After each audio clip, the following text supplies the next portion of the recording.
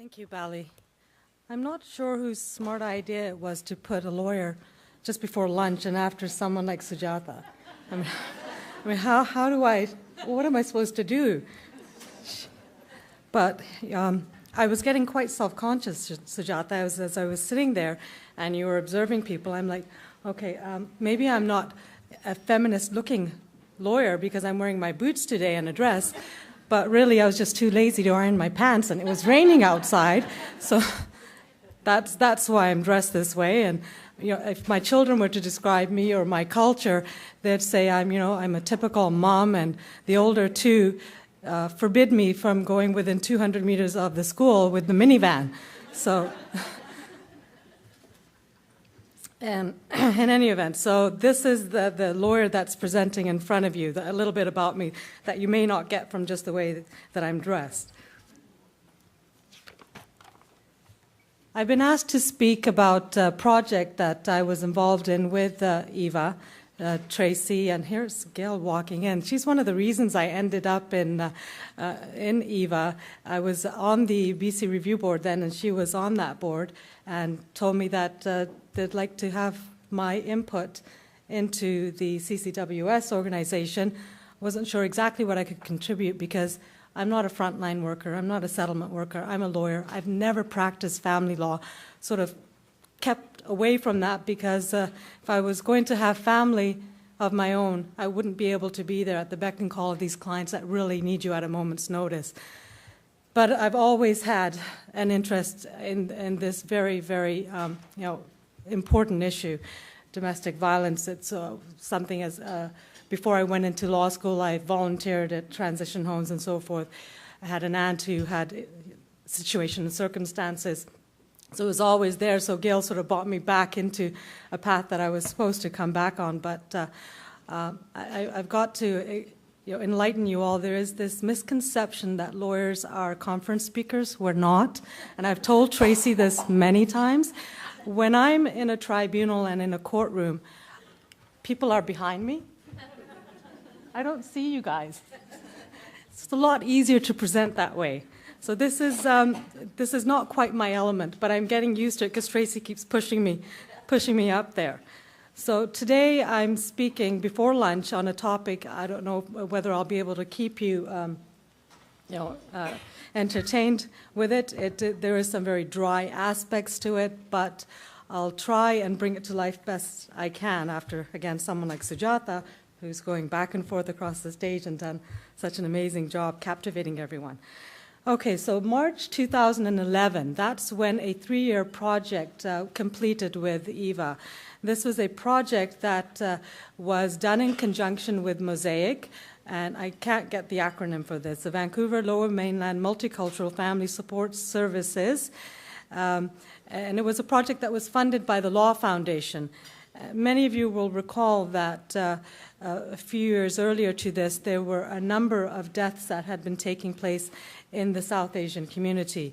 And the Law Foundation funded a number of projects and initiatives to look into and find out what was happening, what all of a sudden was the reason for this epidemic. Was there something that could be done to address this issue?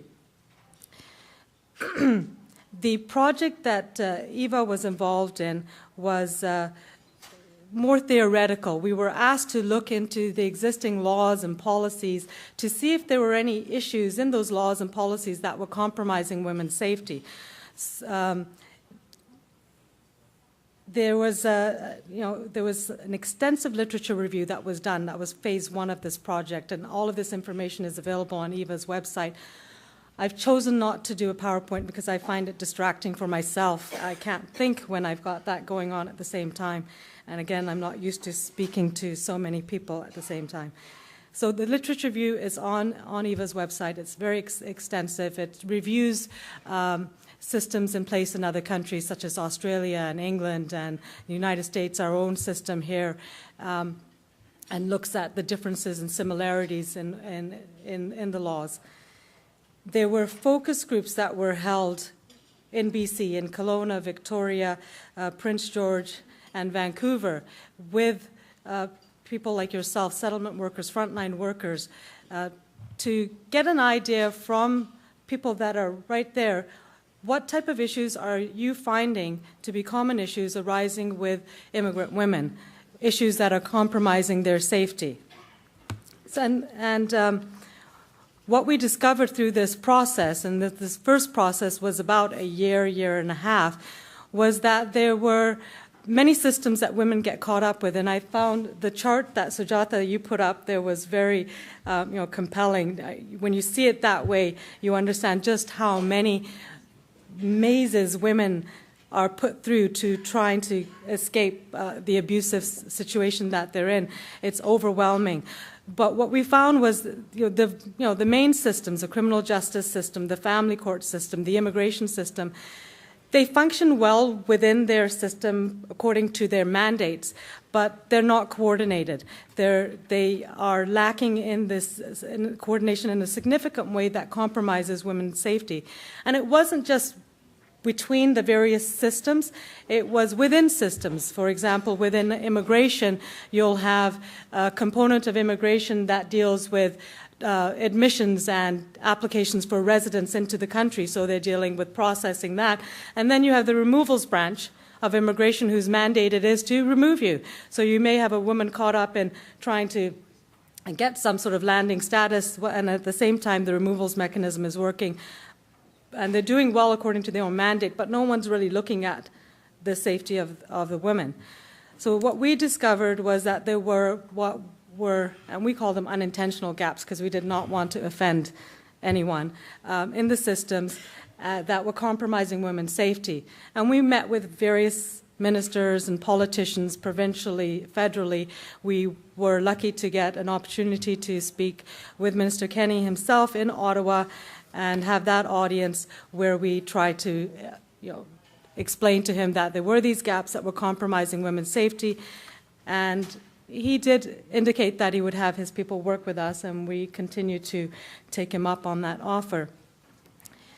So there were a number of key areas that were identified. There's many, but there's some key ones that I'm going to talk about today. And again, you can go to the website. There were several briefing notes that were generated. They're all there on the website, and I'm not going to go through them with you.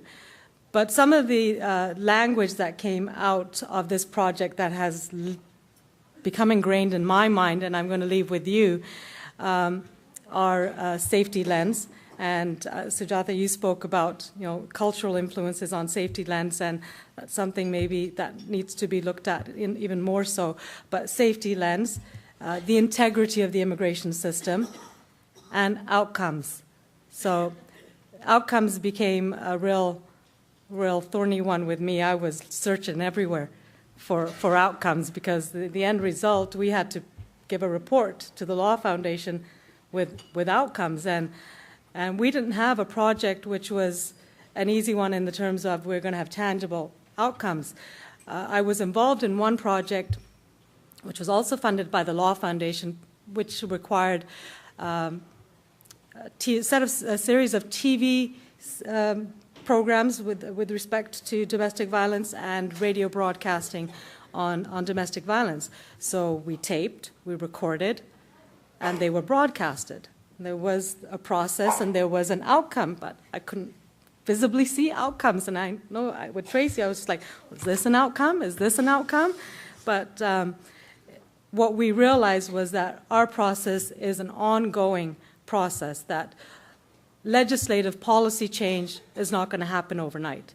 It'll take many years with ongoing dialogue with the politicians, and we are still engaged in dialogue.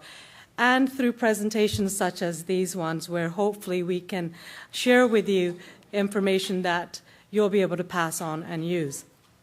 So hopefully I'm not losing you yet, and I've still got you with me. So three main ones that I'd like to speak to you about, three gaps that we found were with respect to non-status women, women sponsors, and sponsored women. So I'll go through these three ones. And again, you'll see me use that language, safety lens, integrity of the immigration system, outcomes, and I hope you have them ingrained in you as I have them in me.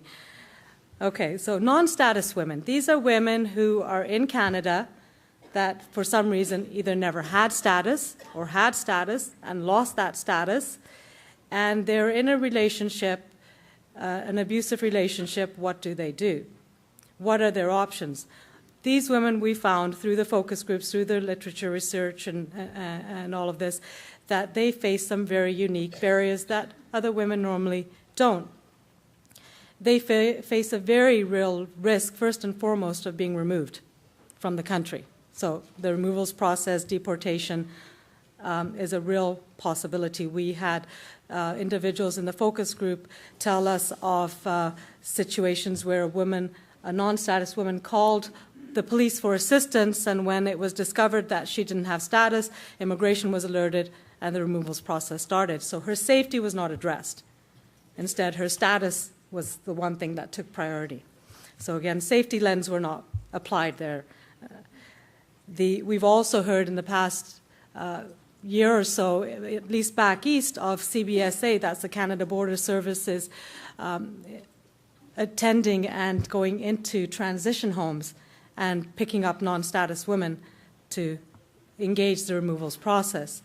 So there's a very real risk for these women that if they come out of the abusive relationship to seek safety, that they risk being removed.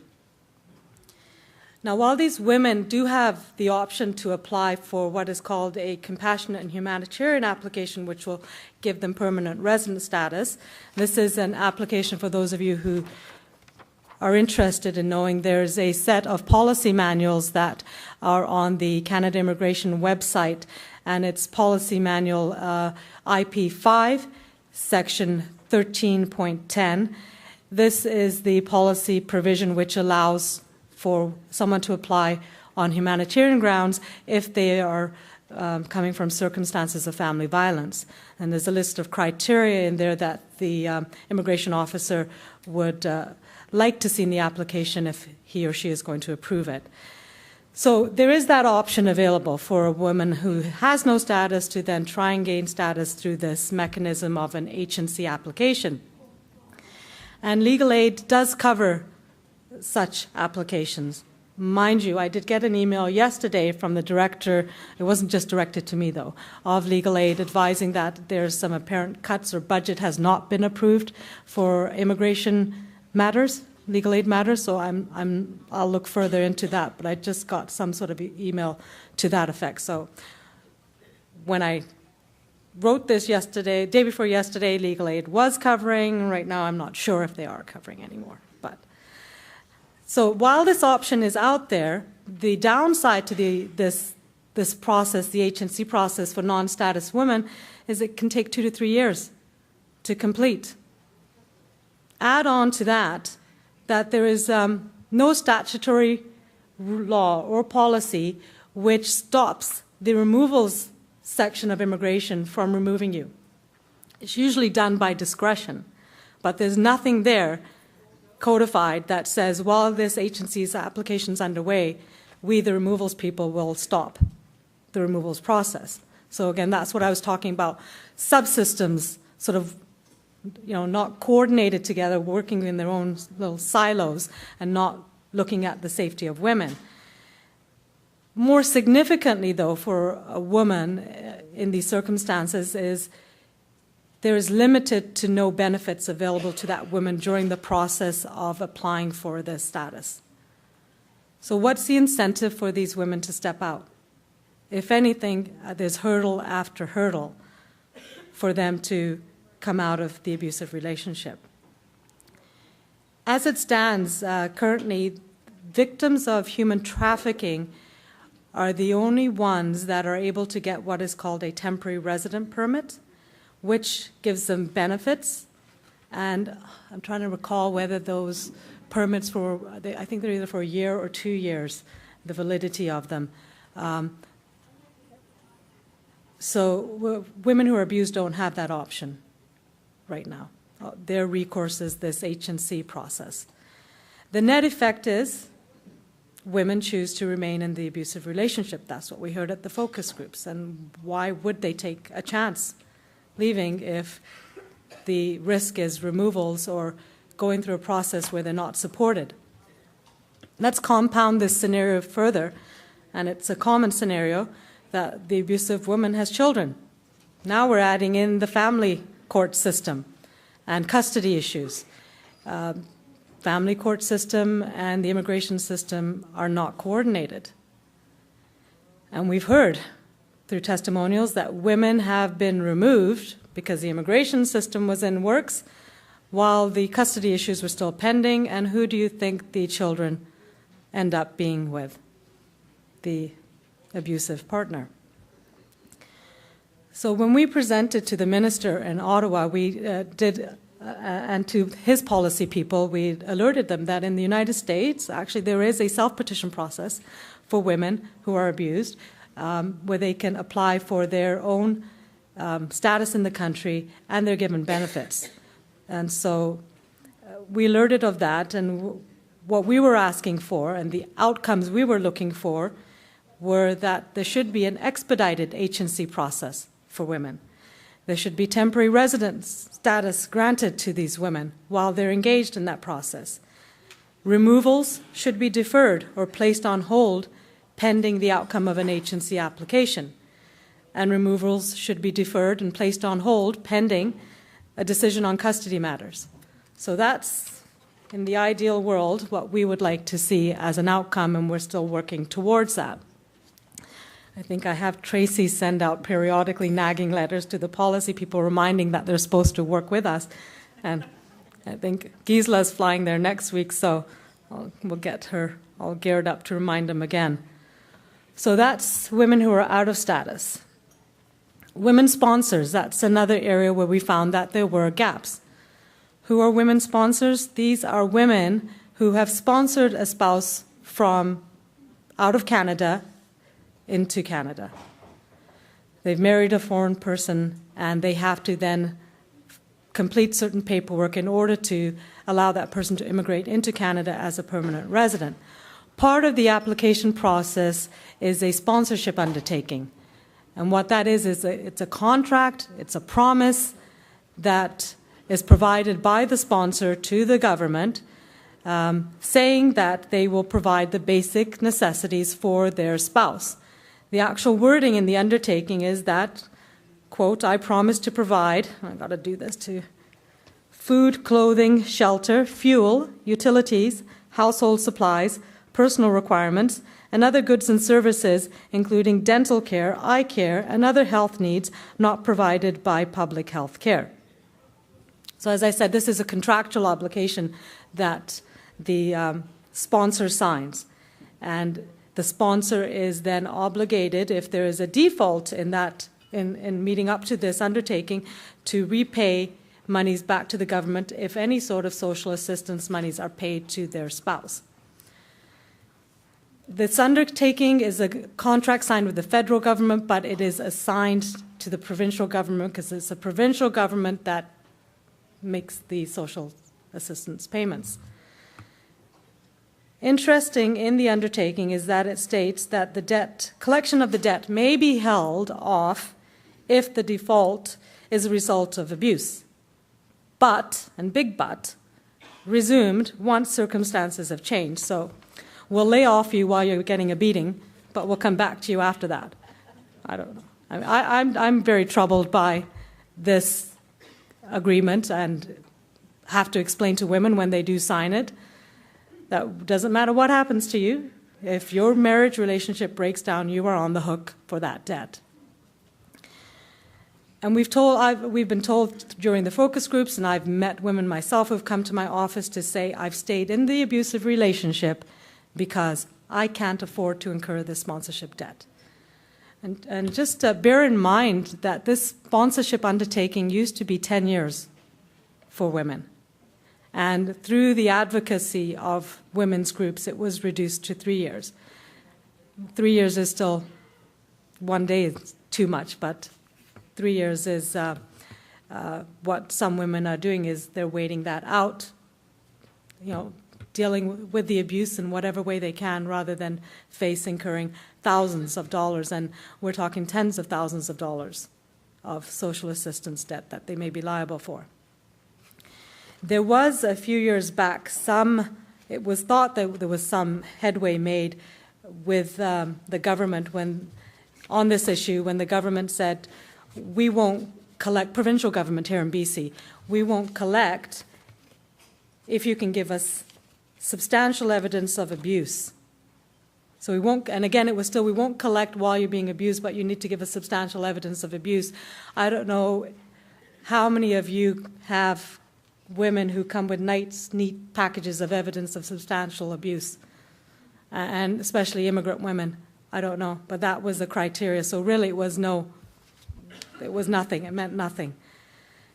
The issue did get to go through the courts back east, this issue of sponsorship debt. There was a group of individuals in Ontario who were challenging the government's collection of the sponsorship debt. The case is called MAVI, and the Supreme Court of Canada rendered a decision in June of last year on the sponsorship debt issue.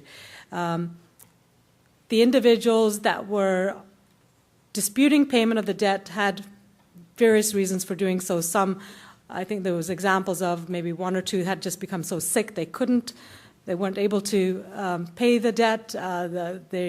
Two of them, their spouses had come and taken off on them. It was a sham marriage, and then went on to claim welfare. And I'm just trying to recall what the other ones were, but there was no specific instance of a woman being abused in those cases that went forward. The individuals were arguing that the Ontario government has discretion to not collect and forgive the debt. So it went through the 3 levels of court. The first level found that the government was doing its job properly, and they carried out their mandate properly. The appeals court found that the government wasn't exercising its discretion properly and said these debts need to be looked at again. Supreme Court of Canada found that the government was doing its job. And it was interesting to read. We tried to gain intervener status, EVA did, into that. It was a little bit late in the day, but ultimately we were told that there was another anti-violence agency in Ontario or Toronto, METREC, that was participating, arguing similarly to us, so they didn't need to hear from us. Well, we were saying we're BC, we're giving you a Western voice, but we were told it was not necessary. In any event, the Supreme Court of Canada found that the debt arose as a result of a statutory framework, meaning that undertaking that they signed, the contract, is also found in the Immigration Act. That's where it comes from. So the statutory framework did not allow for forgiveness. But because there was no right of appeal, so if you are in default of this undertaking, the government sends you a default notice, there's no right of appeal. There is, the Supreme Court of Canada said, there is some procedural fairness that is owed because there's no right of appeal. But, again, because it's all statutorily governed, the procedural fairness is very limited. And it's limited to notifying the sponsor at the last known address, giving the sponsor an opportunity to explain in writing any relevant personal or financial reasons that may mitigate against immediate collection, and considering any other relevant circumstances that will also bear in mind that the whole reason why the undertaking was put into place was to facilitate the sponsored immigrants' entrance into Canada. And then the only other procedural fairness that is required is that the government notify you of the decision, but is not required to give reasons.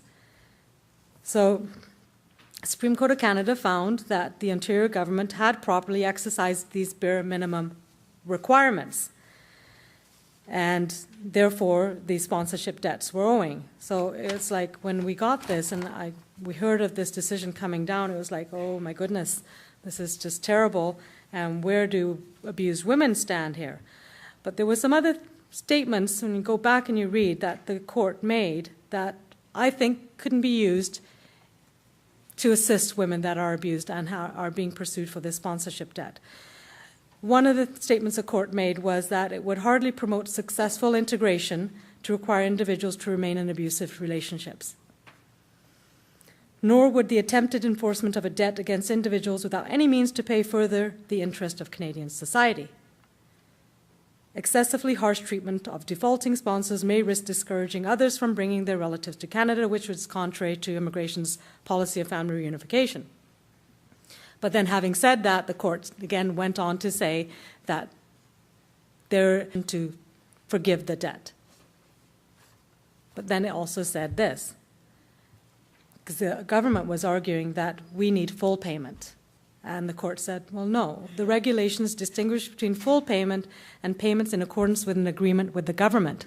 So the court said a $20 a month payment towards a $20,000 debt, if that's an agreement, that's fine. It may never pay off the debt, but that's an agreement and that's acceptable.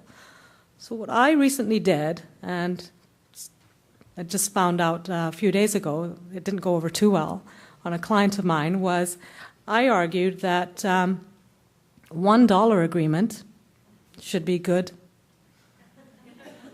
given that this was an abusive relationship. You guys didn't send her the notice, although the notice issue, the court has said, and it's kind of troubling, that it's incumbent on the sponsor to keep track of their sponsored relative and whether they're claiming a social assistance, not the government's job to let you know that they're on welfare. But what I said was, you can enter any agreement, because they gave me the Mavi decision. They gave my client the Mavi decision. I'm like, yeah, I know Mavi. But Mavi also says that you can enter into whatever agreement you want. So let's settle this for $1. And, you know, I'm pretty sure Canadian public and society, picking up the words that the Supreme Court of Canada use, wouldn't be appalled if you did that. I got a letter back saying, no, that's not going to fly, and that they're sending it to their collections to deal with a payment arrangement. So I'm still pushing on it. We'll see what happens. So that's an area where we still are advocating, and ideally the outcome we'd like to see is that women who incur this debt out of abusive relationships are forgiven, or in some manner or way that it's not pursued. I think I have 1 minute left, and I'll quickly touch upon sponsored women. That's the last area that we found that there were gaps in the system. These are women who, now this is the reverse, they've been sponsored into the country. And typically, if they ended up in abusive relationships, what we heard of was this myth that they were being given by their spouse that, oh, if you leave, your status is gone. They're going to send you back to India. You're not going to be able to stay here. Well, that was a myth.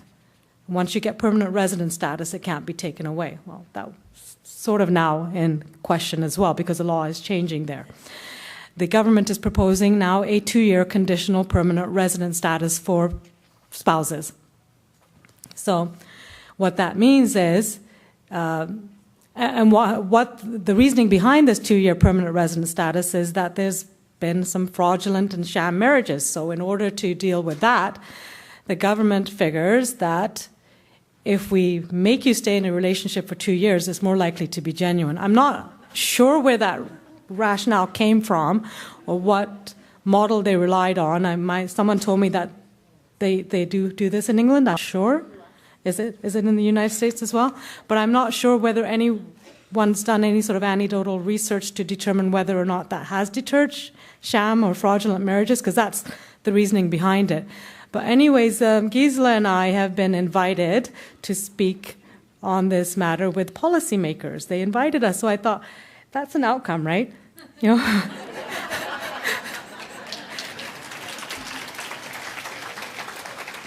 We must be making enough noise or getting some attention that they're calling us to speak on this, and we will speak and explain that there's got to be a process in place to allow these women to exit the relationship without jeopardizing their status. So that's what I can say on sponsored women. So in summary, our 3-year project identified gaps in systems between systems that compromise women's safety. The effect of that is re-victimization of women. There is dialogue that's happened and is ongoing dialogue, and I'm hoping that the effect of this dialogue will result in systemic change in form of policy, legislative change. And my hope is with my presentation today that I've imparted a few keywords to you that will allow you to better understand the issues and clients that may come to you with these issues. Thank you.